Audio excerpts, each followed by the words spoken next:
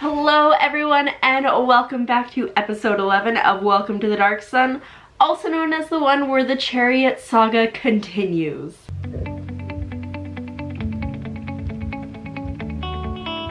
For this session we were actually down one of our regular people, so Vashti wasn't here, but I'll explain away where she went to a little bit later. But that means we had Salantithius, Dono, Nibbles, and Bardock. And if you remember at the end of last session, we were in Alturic, minus Dono because he wasn't there, and we were just kind of doing our thing, which meant Dono had to catch up with us. And also very important to remember is that Bardock and Dono typically share a chariot. Well, at the beginning of the last session, Bardock saw the picture that Dono had painted on the side of the chariot and was not having that, so he gave it back to Anatu the dwarf, who went to go paint a Tyrian flag over the elf. So when Dono showed up to our little hovel in the wall and was like, oh, our chariots are gone, but there's a lot of crawdlue, which means that there's a chariot somewhere, he asked our slave dwarf where it was, and he was like, oh, it's at the paint shop. And Dono like immediately knew what was going on, so off he went to go see what had happened to his chariot. And when he got there, Anatu saw him coming and was like, oh great, I've got your chariot. He rolled it out, and Dono was not impressed that his face had been painted over, which meant that Anatu was about to get a lot more business. Instead of taking the chariot away, which nobody expected him to do, he was like, all right, we need to repaint this whole thing. And so the new paint job that was commissioned was Dono on this side, Dono on that side, painting over King Calic on the front, and just putting the clan of Aragato, which is Dono's clan, on the front. And he was like, okay, it's 2 silver for the job, here you go, and I'll give you another 2 silver, so next time when Bardock comes back, because he is going to want to get this repainted over, make him pay like triple the cost. And so that's the situation with the chariot as it stands. We do have a little bit of a chariot situation later on too, which we'll get to. But at this point, Dono grabbed one of our crawdlue, bought some saddlebags and a bit and a saddle, and off he came towards us to Alturic. Dono didn't really come across any issues on the way to meet up with us, and when he got to the mercenaries, instead of being like, oh, a gold for you and a gold for your crawdlue, they're like, oh, 1 silver for everything. And we're like, come on, like, that cuts deep. And he was like, oh, I've only got 8 CP, I just come to trade in your fair city. And he managed to do a deception check on that, and afterwards I pointed out, I'm like, how is he supposed to buy things if he has no money? But it worked for him, so that's what matters. At that point, Vashti disappeared off to the book and scroll store because she is a lore bard, so she's just gonna go read for an undetermined amount of time until the player reappears. This gave us some time to wander around and check out the city because there were lots of cool things, and I can't wear clothes because I'm a giant bug. I went and bought some clothes for Dakos, his wife, and his kids. And if you remember, like way back, I think it was episode 3, we fought in a gladiator battle and we took out Dakos and his team, but Dakos wasn't dead, and we kind of like dragged him off the field, and then I gave him money so he could go start his life in Uruk. And since then, anytime I can, I've been like sending money that way, and I figured why not send them new clothes? I'm like the patron saint of Dakos.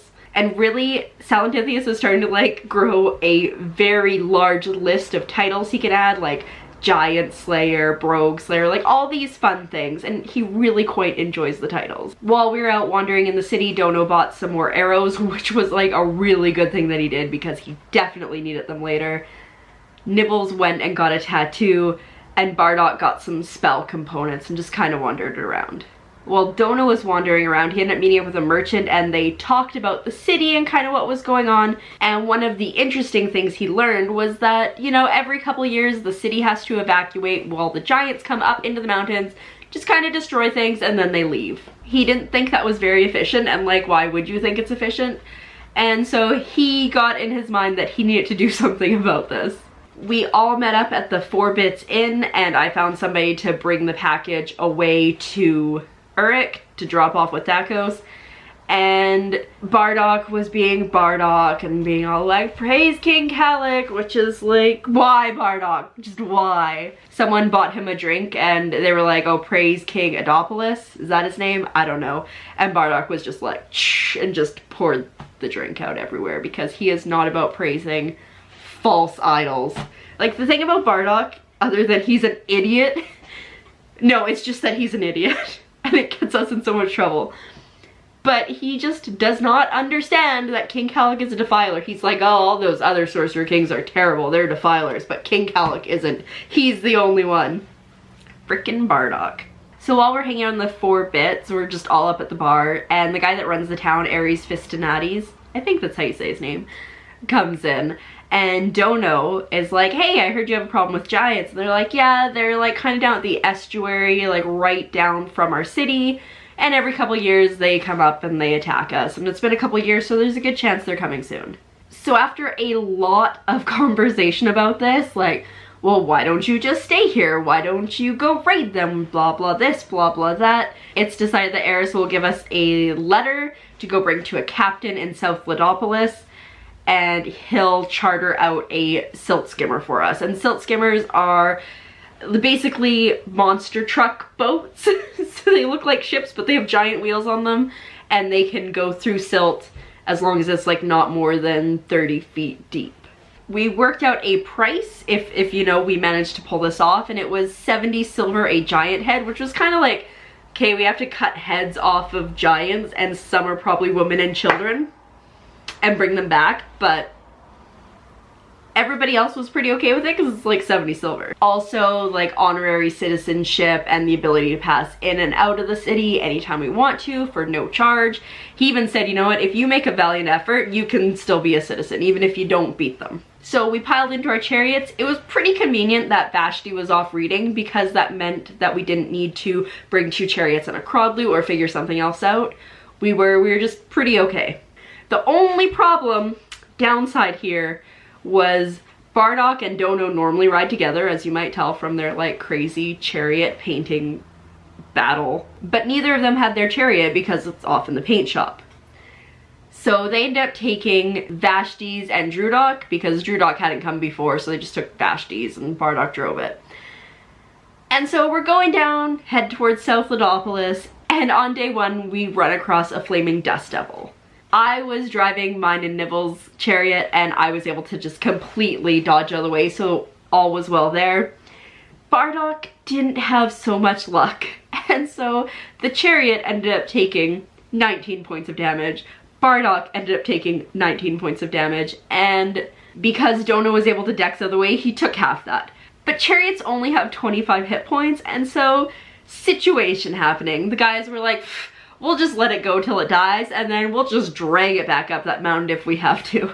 Well, Salentithius and Nibbles didn't think that was such a great idea, and fortunately we came across a place called Grax's Pool. It was basically a stream that you could drink fresh water out of, and there's actually enough water that you could bathe in it for a price, obviously. So Salentithius paid that price, and he just had a wicked time in that pool. Meanwhile, the guys finally decided that, okay, we'll get it repaired. But it was like, we'll get like half of it repaired. So Bardock paid for half the repairs, and then Nibbles pitched in for a little bit more, and then reluctantly Dono paid like the 48 copper that were left, or ceramic. But he was like, I don't see why I should pay. I wasn't driving it, this isn't my fault. But I mean, the paint job on that is destroyed, and it was pretty sweet, but you know, what can you do? At least it is still intact. So after resting for a while, we continued on our way towards South Ladopolis, and as we were approaching the city, we saw kind of a strange sight. So it was like a half-completed marble bridge, but it was under construction, but had also been destroyed.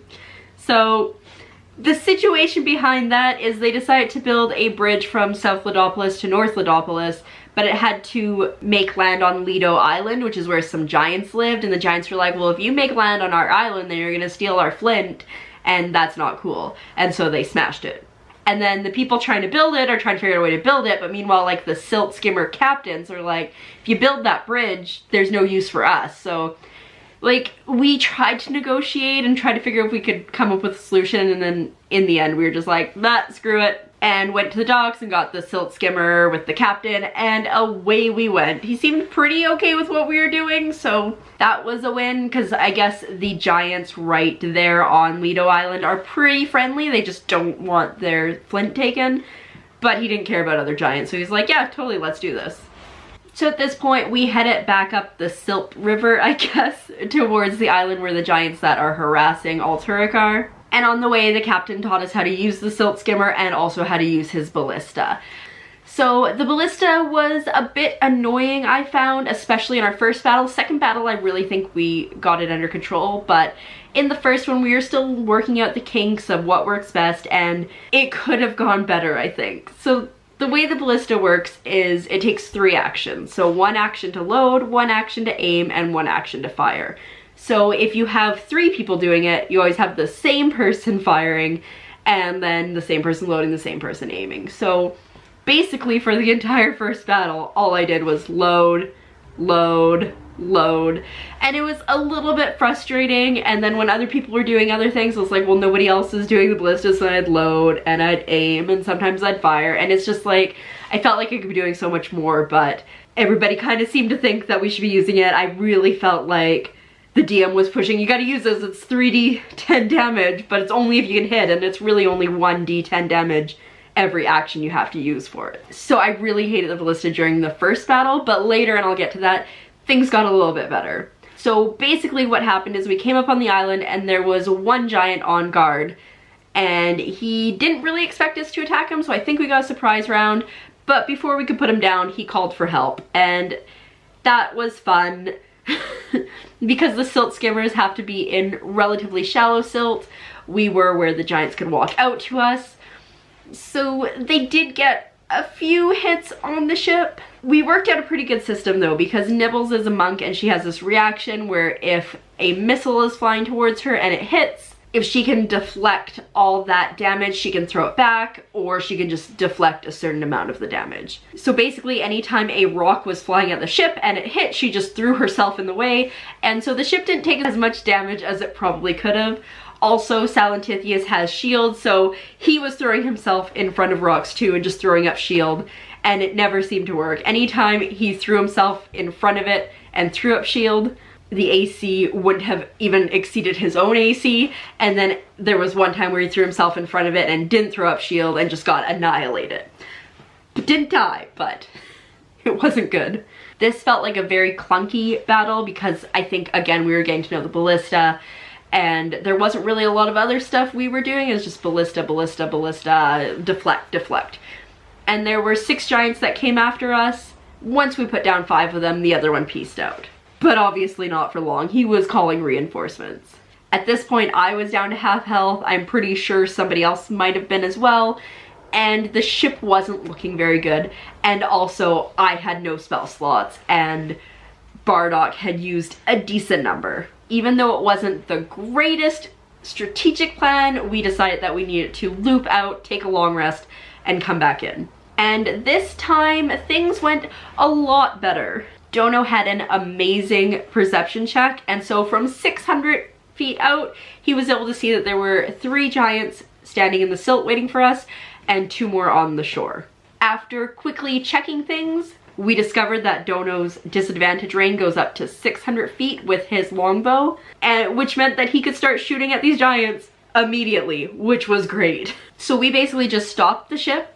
We're like, we'll let them come to us and we will just start firing and doing what we can from a distance. So Dono was shooting with his bow and arrow from 600 feet, and Bardock summoned 8 pterodons to just kind of start making their way towards the giants as the giants made their way towards us. Once the giants got to within 480 feet, that gave us disadvantage on the ballista, which was great because nobody else could really do anything, which meant 3 of us were manning the ballista. So 1 of us would load, 1 of us would aim, and 1 of us would fire. And the nice thing is, with Bardock's pterodons, is they were still getting closer and he didn't have to take an action to control them.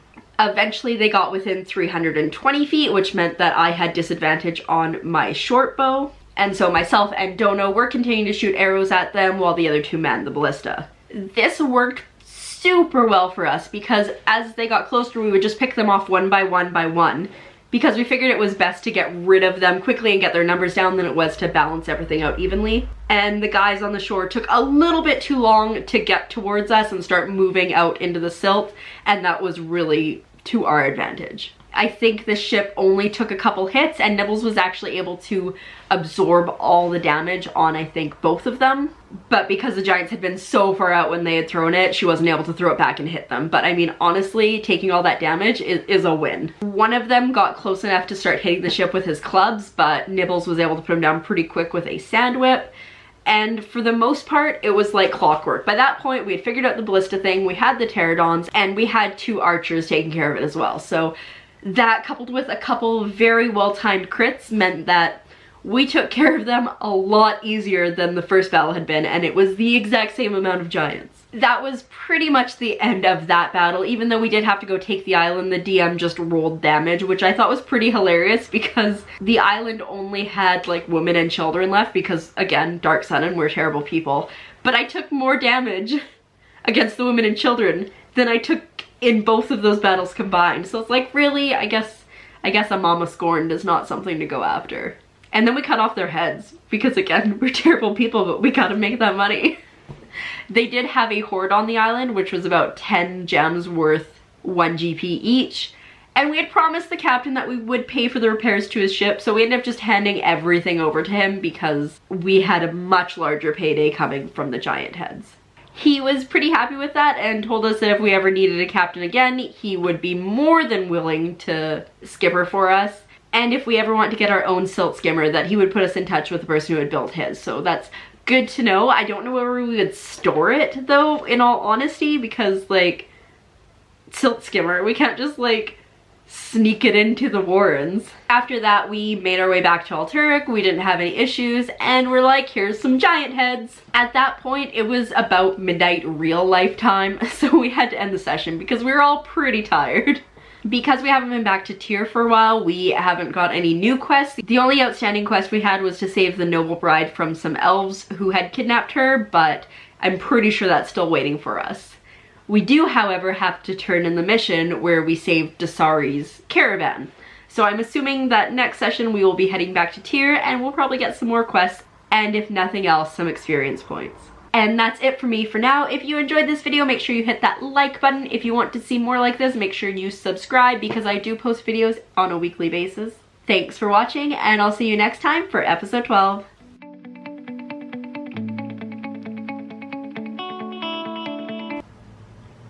Oh my god, buses. Why?